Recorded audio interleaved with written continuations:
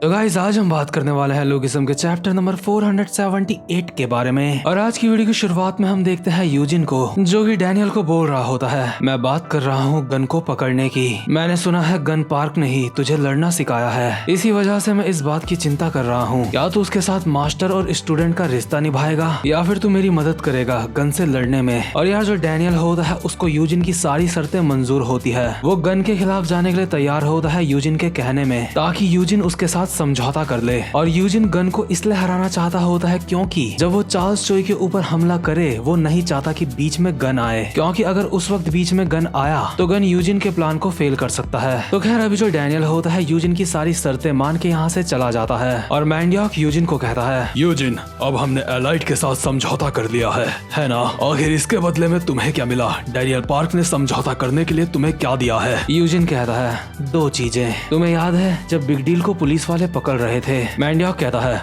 इस बात का उससे क्या लेना देना है? यूजिन कहता है, तुम्हें याद होगा पुलिस आई थी लेकिन वो डैनियल पार्क को अरेस्ट नहीं कर पाई, और ऐसा इसलिए हुआ क्योंकि डैनियल पार्क के पीछे एक बहुत बड़ी पावर का हाथ है। वो पावर इतनी ज्यादा महान है कि वो पुलिस वालों को भी अपने काबू में कर सकती है। और मैंने डैनियल पार्क को कहा है उस पावर से मुझे मिलाने को। हो सकता है अगर मैं उस पावर से मिलूं तो वो हमारे काम आ सके चार्ल्स चोई को पकड़ने में। मैंडियॉक कहता है, और दूसरी चीज क्या मांगी तुमने डैनियल पार्क से? यूजिन कहता है, गन पार्क को पकड़ना। अगर हमें गन पार्क को पकड़ना है तो हमें उसके ठिकाने का पता होना चाहिए। लेकिन जैसा कि तुम्हें भी पता है किसी को भी ये बात नहीं पता कि गन कहाँ रहता है। यहाँ तक कि बेको हाम भी अब तक ये पता नहीं लगा पाया कि वो कहाँ है। और क्योंकि डैनियल पार्क गन का स्टूडेंट है इसलिए डैनियल पार्क ने कहा है वो हमें गन के ठिकाने के बारे में बताएगा। मैं डैनियल पार्क से दो चीजें चाहता हूँ। पहला, वो पावर जो डैनियल पार्क के पीछे है मुझे उस पावर से मिलना है। दूसरा, मुझे गन पार्क के ठिकाने का पता लगाना है। डैनियल पार्क ये दोनों चीजें देने के लिए मुझे तैयार है और इसीलिए मैं उसके साथ समझौता करने के लिए तैयार हुआ हूँ। सारी बातों को साइड में रखते हुए मैंने ये कभी भी नहीं सोचा था कि डैनियल पार्क अपने मास्टर को ही बेच देगा मेरे साथ समझौता करने के लिए। मैंडियॉक कहता है, वैसे डैनियल पार्क क्या प्लान बना रहा है? यूजिन कहता है, इसके बारे में मुझे भी नहीं पता और इसीलिए हमें डैनियल के ऊपर नजर रखनी होगी। इसके बाद सीन शिफ्ट होता है और हम देखते हैं हॉस्टल का सीन, जहाँ पे हॉस्टल के सारे बंदे बैठ के आराम से खाना खा रहे होते हैं। बट इन सबके चेहरे में हमें एक टेंशन दिखाई दे रही होती है, क्योंकि इनसे थोड़ी सी ही दूर में वास्को भी चुपचाप से एक जगह पे बैठा हुआ होता है और कुछ भी नहीं कर रहा होता। वास्को इनके साथ बैठ के खाना भी नहीं खा रहा होता, बस बैठा हुआ होता है चौकीदारों की तरह। शैली ये देख के अचानक से अपनी जगह से उठती है और चिल्ला के कहती है, वास्को इधर आ जाओ, तुम हमारे साथ बैठ के खाना क्यों नहीं खा लेते? लेकिन यार वास्को अपने वादे का पक्का है, उसने एक बार जो बोल दिया वो बोल दिया, वो करके दिखाता है। वास्को सीरियस होके कहता है, चाहे कुछ भी हो जाए मुझे हॉस्टल की रक्षा करनी है। शैली कहती है, आखिर इस गधे की प्रॉब्लम क्या है? वैरन खाना खाते हुए कहता है, दरअसल उसने एली से वादा करा था कि वो हॉस्टल की रक्षा करेगा। शैली चिल्ला के कहती है, नहीं, ये जरूर मेरा मजाक बनाने की सोच रहा है। सच में अब मेरा दिमाग खराब हो रहा है इसको देख के। हमारा तो वर्कर्स के साथ अभी समझौता हो गया है ना, तो आखिर हमें ये वर्कर्स से क्यों बचा रहा है? इसकी दिक्कत क्या है? आखिर ये बेवकूफ हमें किससे बचाने की कोशिश कर रहा है? मुझे समझ नहीं आ रहा है। डायरेक्ट कहता है,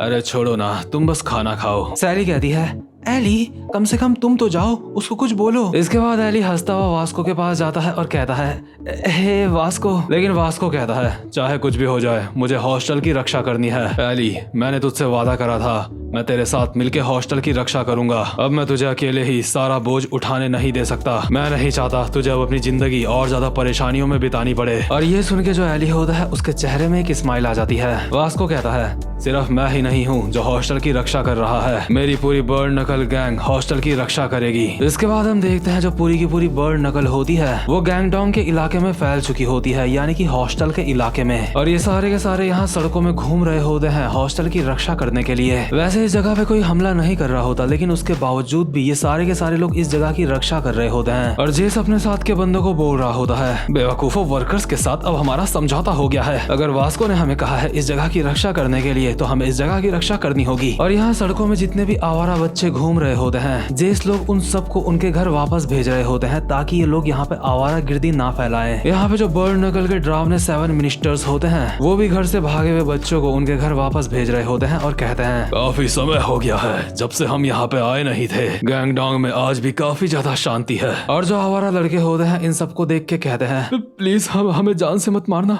हम चुपचाप से अपने घर वापस चले जाएंगे। इसके बाद सीन शिफ्ट होता है और हम देखते हैं सैली को। सैली के पास एमी और नैटली आती हैं और आपस में बोल रही होती हैं, हे तुम्हें ये बोलना चाहिए नहीं, मैं क्यों बोलूं, तुम जाके बोलो। शैली इन दोनों को कहती है, हे गाइस क्या हुआ, क्या तुम्हें कुछ बोलना है? तभी इन दोनों में से एक लड़की कहती है, मॉम ये ज्यादा बड़ी बात नहीं है, लेकिन क्या अब हम स्कूल नहीं जा पाएंगे? शैली कहती है, अच्छा तो तुम इस बारे में बात कर रही हो। शैली अपने मन में बोल रही होती है, हालात जैसे पहले थे अब दोबारा से वैसे ही हो गए हैं, क्योंकि अब एली वर्कर्स का एक हिस्सा नहीं है, इसलिए मैंने अपने परिवार से जो वादे करे थे वो वापस से वैसे ही हो गए जैसे वो पहले थे। घर से भागे हुए बच्चे दोबारा से सड़कों में घूमने लगे हैं और हमारे बच्चे भी बिल्कुल वैसे ही जिंदगी जीने लगेंगे जैसा कि वो हमेशा से जीते आ रहे हैं। सब कुछ जैसा पहले था बिल्कुल वैसा ही हो गया है। जो घर से भागे हुए बच्चों के लिए हम एक यूथ सेंटर बनाने वाले थे, अब वो भी नहीं बन पाएगा। अब भी ऐसे बहुत सारे बच्चे होंगे गैंगडोंग में जो आवारा होंगे, जिनके पास घर नहीं होगा। खैर चाहे कुछ भी हो, हमें अपनी पूरी कोशिश करनी चाहिए। शायरी अपनी दोनों बच्चियों से कहती है,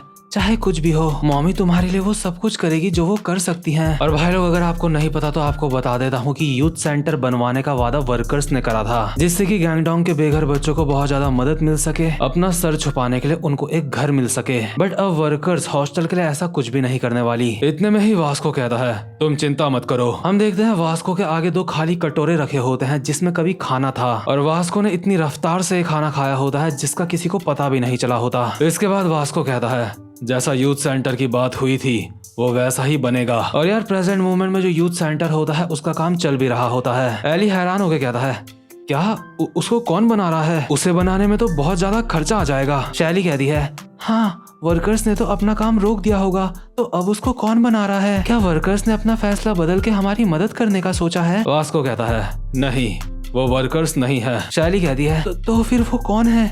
ऐसा कौन है जो हमारी मदद कर रहा है? वास्को कहता है, दरअसल जो उसको बना रहा है उसने मुझे ये बात सीक्रेट रखने को कहा है, इसलिए मैं तुम्हें उस इंसान के बारे में नहीं बता सकता। इसके बाद सीन शिफ्ट होता है और हम देखते हैं जेस को। जेस अभी उस बंदे से बात कर रहा होता है जो इस यूथ सेंटर को बनवा रहा होता है। जेस के सामने जो बंदा खड़ा होता है, जेस उसको कहता है, अरे मालिक, मैंने नहीं सोचा था कि आप इतनी गंदी जगह पे आओगे। मैंने बिल्कुल भी नहीं सोचा था मालिक, आप रनवे यूथ सेंटर बनाने में हमारी इतनी ज्यादा मदद करोगे। सच में आपकी अच्छाइयों की कोई भी सीमा नहीं है। हमें और क्या चाहिए? आप यहाँ पे हमारी इतनी ज़्यादा मदद कर रहे हैं, आप हमारे आर्किटेक्चर यूथ के लिए भी यहाँ पे इतने सारे पैसे दे रहे हैं। सच में अगर मैं मर भी जाऊँ अब तो मुझे कोई भी गम नहीं है। सर आपने सिर्फ गैंगडोंग के बेघर बच्चों को ही नहीं बचाया है, आपने बर्ड नकल को भी बचाया है। असल में यूथ सेंटर को बनाने का काम जो आर्किटेक्चर डिपार्टमेंट के बंदे होते हैं उन्हें दिया गया होता है, यानी कि इससे बर्ड नकल को भी फायदा होगा। और जो ये महान इंसान होता है जो इन सब की इतनी ज्यादा मदद कर रहा होता है, वो और कोई नहीं, हम सबका प्यारा जे होता है। जे यहाँ पे सिर्फ पैसे दे के ही मदद नहीं कर रहा होता, बल्कि खुद भी यहाँ पे काम में हाथ बटा रहा होता है। ये देख के जो जे का सर्वेंट होता है वो काफी ज्यादा इमोशनल हो जाता है और कहता है, यंग मास्टर, आपने इस काम के लिए चेयरमैन की मदद नहीं मांगी, बल्कि आपने खुद के पैसे इस जगह पे लगा के इन लोगों की मदद करने की सोची है। सच में यंग मास्टर, आपका इतना बड़ा दिल देख के मेरी आंखों से आंसू आ रहे हैं। यानी कि यार भले ही जे के फादर ने उसको अपने घर से बाहर निकाल दिया है, बट उसके बावजूद भी ऐसा नहीं है कि जे गरीब है। उसके बावजूद भी जे के पास काफी पैसा है। जे के बिजनेस ही इतने चलते हैं कि उसको पता ही नहीं कि उसके पास कितना पैसा है। इसके बाद सीन शिफ्ट होता है और हम देखते हैं जैक ली को। जैक अभी जोहान को बोल रहा होता है, जे होंग ने हमारी मदद करी है। जोहान कहता है, क्या जे होंग? आखिर ये कौन है? जैक कहता है, वो पीले बालों वाला लड़का, और उसने सिर्फ हॉस्टल की ही मदद नहीं करी है, उसने तुम्हारे माँ के इलाज में भी मदद करी है। उसे एक ऐसा पेशेंट मिल गया है जो तुम्हारी माँ को अपनी आंखें डोनेट कर सकता है, और उसकी आंखें तुम्हारी मदर के ऊपर अच्छी तरह से सूट करेंगी। अब बस हमें तुम्हारी मदर के इलाज के लिए तारीख तय करनी है। जोहान, सर्जरी के बाद तुम्हारी मदर बिल्कुल नॉर्मल हो जाएंगी, उनकी आंखें ठीक हो जाएंगी, और जल्द ही वो अपनी आंखों के सामने तुम्हें देखना चाहेंगी। क्या तुम उनके सामने आके उनसे नहीं मिलना चाहोगे? जोहान जैक की बात सुनता तो है लेकिन कुछ भी नहीं बोलता। जैक कहता है, खैर छोड़ो, मुझे लगता है तुम्हारे पास उनके सामने आना मुश्किल होगा, तुम्हारे अंदर अभी काफी ज्यादा हिचकिचाहट है। लेकिन इतने में ही जोहान यहाँ से उठ के जाने लगता है। इसके बाद जैक कहता है, जोहान क्या तुम यहाँ से जा रहे हो? जोहान पहली बार जैक को कहता है, जैक तेरा बहुत बहुत शुक्रिया, लेकिन अभी मैं अपनी मदर के सामने नहीं आ सकता, क्योंकि अब भी कुछ काम है जो मुझे करने बाकी है। और ये कह के जोहान यहाँ से चला जाता है। इसके बाद सीन शिफ्ट होता है और हम देखते हैं एक पुराना सीन, जब डैनियल, सैमुअल और जोहान ये तीनों जिन्यूंग की लैब के अंदर बंद थे। और इस समय जो जिन्यूंग पार्क होता है जोहान को यहाँ पे नया नया लाया होता है, बट जोहान जिन्यूंग पार्क से हार मानने के लिए तैयार नहीं होता। और जिन्यूंग पार्क कहता है, जोहान शियोंग, मुझे नहीं लगा था कि तुझे रोकने में मुझे मेरी पूरी पावर लगेगी। किसने सोचा था कि तेरी आंखें सही नहीं है, लेकिन उसके बावजूद भी तू इतनी अच्छी फाइट कर सकता है। अगर तेरी आंखें पूरी तरह से ठीक हो जाएं, तो मैं ये इमेजिन भी नहीं कर सकता कि तू कितना ज्यादा खतरनाक बन जाएगा। तू भी ये बात अच्छी तरीके से जानता है जोहान शियोंग, है ना? मुझे इस बात पे बिल्कुल भी हैरानी नहीं होगी अगर तू यहाँ पे खड़े खड़े ही अंधा हो जाए। जोहान अभी अपने सीक्यूसी फाइटिंग स्टाइल में आ जाता है और कहता है, मुझे भी ये बातें अच्छी तरीके से पता है, लेकिन मैं रुक नहीं सकता क्योंकि कोई ऐसा है जिसको मुझे जान से मारना है। अगर उस बंदे को जान से मारने के लिए मुझे अपनी जान भी देनी पड़े तो मुझे कोई परवाह नहीं है। मेरा आखिरी मकसद उस इंसान को जान से मारना है। जिन्यूंग अपने मन में कहता है, तो इसको बदला लेना है। इसके बाद जिन्यूंग कुछ ढूंढने लगता है, तभी जो जोहान होता है कहता है, ओए आखिर तू ये क्या कर रहा है? जिन्यूंग कहता है, मैंने उसको कहाँ रख दिया था, यहीं तो थी वो। अरे लो, मिल गई, ये ले, ये तेरे काम आएगी। और जिन्यूंग एक मेडिसिन देता है जोहान को। जोहान कहता है, आखिर ये क्या है? जिन्यूंग कहता है, ये एक ऐसी दवाई है जो तेरी आंख को कुछ देर के लिए ठीक कर सकती है, और ये दवाई सच में काम करती है, इसलिए इस बात की चिंता मत करियो कि ये काम नहीं करेगी। अगर तू यहाँ से बाहर जाने में कामयाब रहा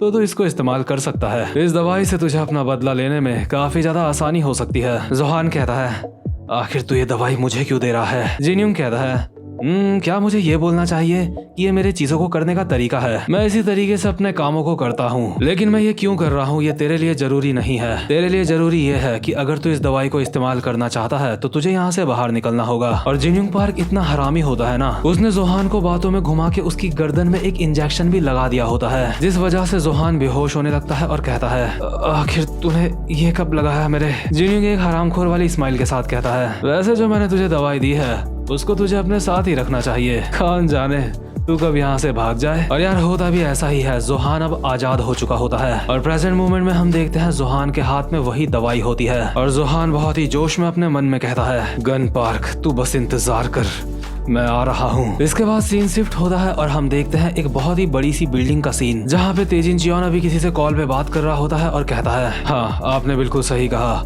मैं इस बात को हमेशा ध्यान रखूंगा, प्लीज आप बिल्कुल भी चिंता मत करिए। हाँ बिल्कुल, आप बस मुझे थोड़ा सा वक्त दीजिए। और जो गो होता है वो पीछे से खड़ा होकर तेजिन चियोन को देख रहा होता है और अपने मन में कहता है, आखिर ये किससे बात कर रहा है? मैं तब से इंतजार कर रहा हूँ जब से इसने मुझसे कहा था कि ये मुझे किसी से मिलवाने वाला है, लेकिन क्या मुझे इस तरह से खड़े रह के इंतजार करने की जरूरत है? मैं किसी का इंतजार नहीं करता। और गो अचानक से तेजिन के पीछे से आके उसका फोन अपने कान में लगा के कहता है, हेलो, मैंने तुम्हारे बारे में काफी कुछ सुना है, मेरा नाम है गो किम, तेजिन चियोन ने मुझे तुम्हारे बारे में काफी कुछ बताया है। तेजिन चियोन ने मुझे कहा है कि तुम एक कमाल के इंसान हो। अरे तुम कुछ बोलते क्यों नहीं हो? क्या मुझे तुमसे स्पेनिश में बात करनी चाहिए जिससे तुम्हें मेरी बात समझ में आ जाए? ओए तेजिन, आखिर हम स्पेनिश में इसको कैसे कहेंगे? गैप्रियोंग किम के बेटे, यानी कि इसका मतलब होता है जो गो है वो गैप्रियोंग किम के बड़े बेटे से अभी बात कर रहा है। गैप्रियोंग किम के बड़े बेटे का नाम तो हमें नहीं पता, लेकिन वो फर्स्ट जनरेशन का किंग ऑफ शियोल है। और यार अभी हम देखते हैं काफी सारे बंदों को जो अभी पैसे पैक कर रहे होते हैं, इनके पास काफी सारे रुपए होते हैं। और जो गैप्रियोंग किम का बेटा होता है वो एक बहुत ही बड़े पैसों के पहाड़ के ऊपर बैठा हुआ होता है। इस बंदे को अभी हम यहाँ पे पहली बार सामने से देख रहे हैं, लेकिन फिर भी हमें इसकी शकल ठीक से नहीं दिखाई गई है, बट हमें इतना तो पता चल ही चुका है कि ये बंदा काफी ज्यादा खतरनाक है, क्योंकि जितना पैसा इसके पास है इतना पैसा कमाना आसान नहीं होता। और ऑब्वियसली ये किंग ऑफ शियोल था